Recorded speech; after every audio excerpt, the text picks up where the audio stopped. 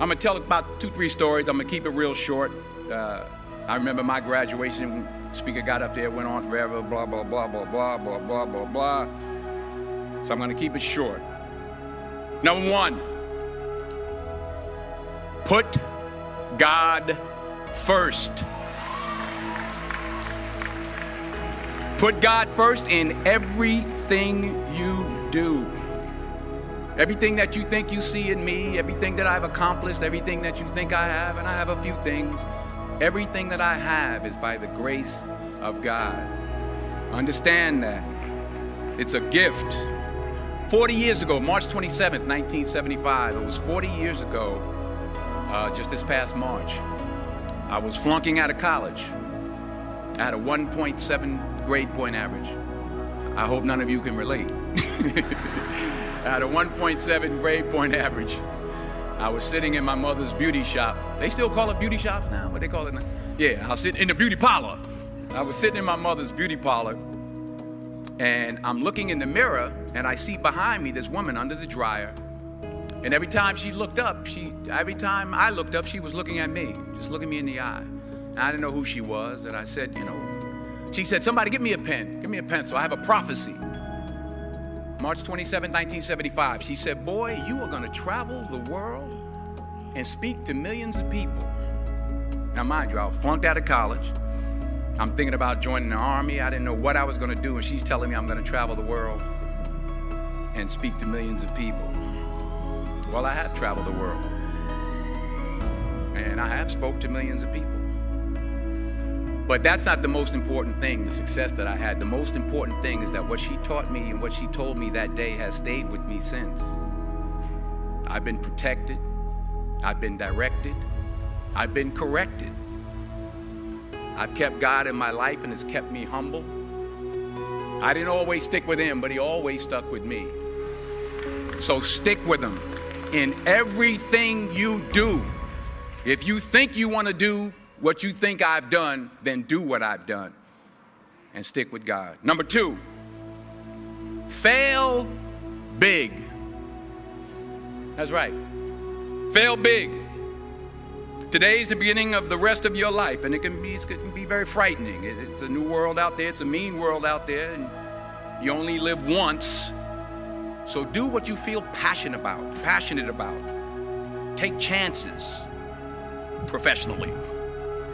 Don't be afraid to fail. There's an old IQ test, was 9 dots, and you had to draw 5 lines with a pencil within these 9 dots without lifting the pencil. The only way to do it was to go outside the box. So don't be afraid to go outside the box.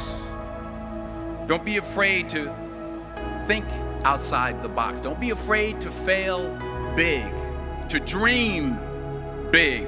But remember, dreams without goals are just dreams, and they ultimately fuel disappointment.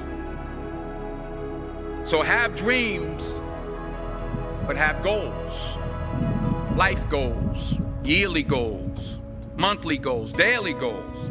I try to give myself a goal every day. Sometimes it's just to not curse somebody out.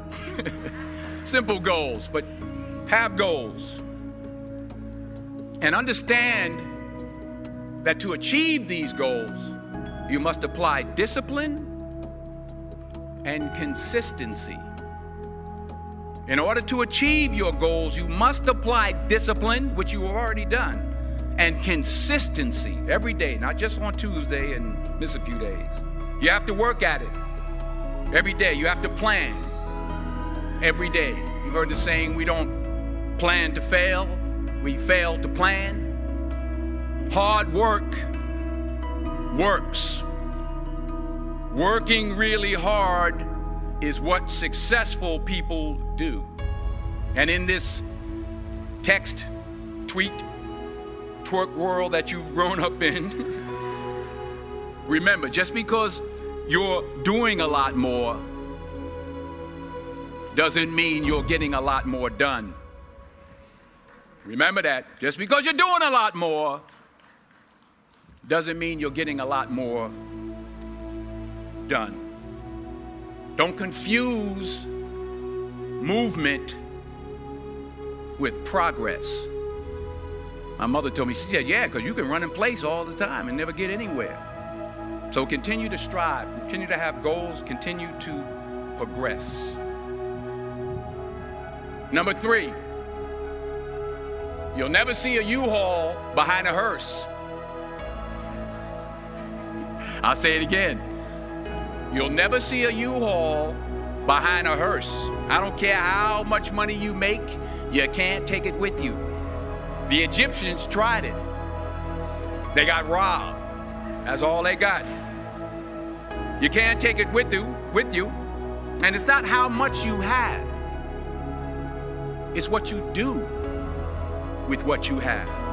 We all have different talents. Some of you will be doctors, some lawyers, some scientists, some educators, some nurses, some teachers. Yeah, okay.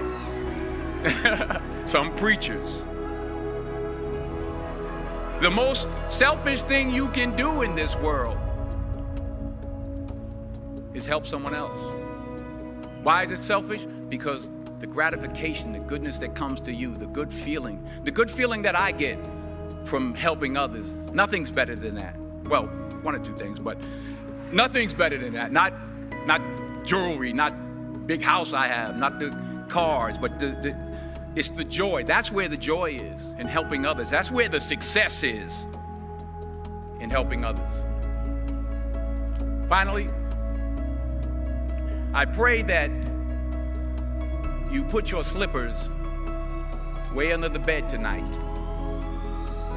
so that when you wake up in the morning, you have to get on your knees to reach them. And while you're down there, say thank you for grace. Thank you for mercy. Thank you for understanding. Thank you for wisdom. Thank you for parents.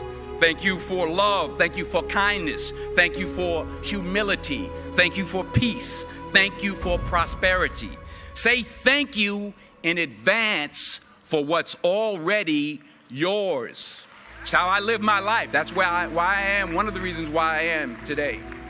Say thank you in advance for what is already yours. True desire in the heart for anything good is God's proof to you, sent beforehand to indicate that it's yours already.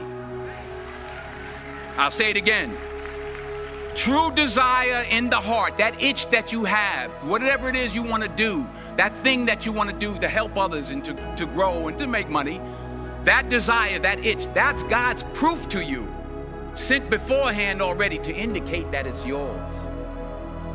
And anything you want good, you can have. So claim it. Work hard to get it. When you get it, reach back.